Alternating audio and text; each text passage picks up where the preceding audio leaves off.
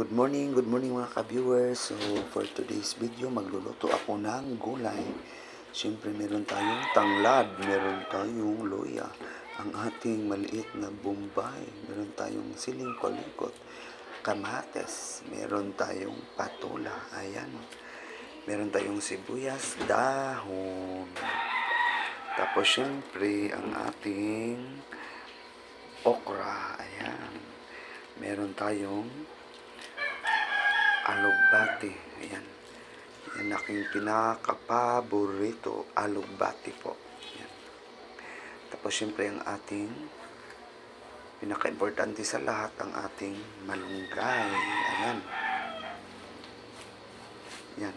Mas masarap pag magulay ka tapos merong malunggay. Ayan. Ang ating tuyo. Ayan. Isang tuyo. Bites na yan mga ka-viewers. Ayan. Ano lang natin siya,